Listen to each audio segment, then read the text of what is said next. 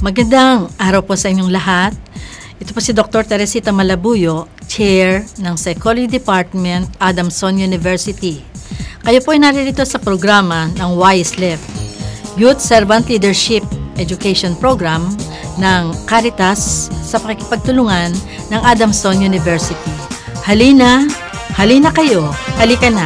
Sama-sama tayo sa isang hangarin na magtulungan, ibahagi ating sarili upang mapaunlad natin ang ating bayan.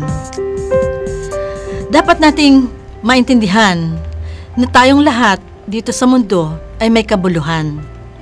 Bigyan natin ng pansin ang ating sariling kakayahan upang maibahagi natin ang kung anong mayroon tayo para sa kauunlad ng ating bayan. Totoo, magiging makabuluhan lamang at kapakipakinabang ang ating paglagi sa mundo kung nakikita natin ang ating mithiin, ang ating layunin sa buhay na nakaayon sa banal na kalooban ng Panginoong Diyos. Tayo'y nilikha ng Diyos in His likeness, in His image. At kasi siyang malaman ito sapagkat ito isang pagtitiyak na tayo ay likas na mabubuting tao. Gawin natin itong cornerstone, pundasyon. At dahil sa pagmamahal na ito, ay binigyan tayo ng mahal Panginoon ng pagkakataon na maipadama sa mga nangangailangan ang ating pagkalinga at pagmamahal. At dapat nating alalahanin ang sinabi ni Dr. Jose Rizal na ang kabataan ang siyang pag-asa ng bayan. Ang inyong karunungan, ang inyong kakayahan, at ang inyong mga pinapahalagahan sa buhay. Ito ang magsisilbing mga armas o inyong mga gamit upang kaharapin ang maraming hamon ng buhay. At ito rin ang siyang magsisilbing mga pananggalang sa mga tukso na maaari ninyong kaharapin sa inyong buhay. Ngayon pa lamang sa punto na inyong buhay, simulan nyo nang gawin ang mga bagay na posible nyong gawin sa hinaharap. Ngayon pa lamang, damihin ninyo at simulan gawin ang mga bagay na ito. Pangarapin ang isang pamayanan na binubuo ng mga taong nagtutulungan, may malasakit sa kapwa, at totoong makadiyos. Ang isang leader na makadiyos ay marangal, may katapatan at katarungan. Simulan nyo na mag-practice sapagkat sa hinaharap, kayo ang siyang uugit ng pamahalaan, kayo ang siyang gagawa ng mga patakaran, batas.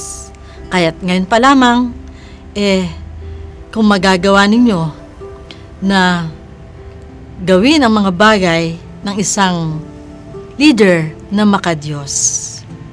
Pag-ukulan natin ang mga katangian ng isang leader na makadiyos. Ang isang leader na makadiyos ay epektibo dahil sa lahat ng kanyang mga kilos, ang kanyang galaw, ang kanyang mga isipin, ang kanyang mga mithiin, ang kanyang mga layunin, ay ang lahat ng ito ay naaayon sa banal na kalooban ng Panginoong Diyos. Bawat patakaran, bawat mithiin, ito ay binibigyan ng kaukulang pansin upang sa ganon ang maging resulta ay para sa kapakanan, kapakinabangan ng bawat isa. Jesus Christ is the greatest servant leader. At kung matatandaan natin, nang hugasan niya ang mga paa ng kanyang mga disipulo, kailanman hindi niya ginusto na siya ang pagsilbihan. Masaya sa kanyang kalooban, may katuwaan sa puso, ang gawin ang mga bagay na makalulugod at makasisiya sa kanyang mga followers. Tularan natin si Jesus Christ sa pagiging isang leader. At sino nga ba ang mga leader na makadiyos? Sila yaong mga sensitibo sa mga damdamin, at may pagmamalasakit sa kapakanan ng kapwa, mapagkumbaba, may katapatan, at may karangalan. Kaya nila isakripisyo ang anuman sa kanilang buhay kung ito'y mangangahulugan ng kabutihan at para sa kapakanan ng kanilang mga kapwa, lalo na nga ang mga kapuspalad.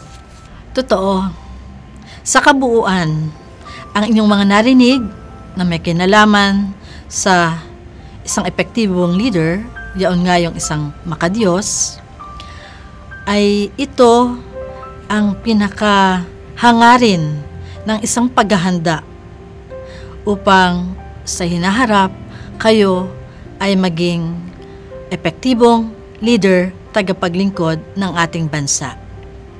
At upang maging makadiyos at tunay na epektibong leader, tagapaglingkod, ay lubhang napakahalaga ang maintindihan, malaman ang tungkol sa self-concept.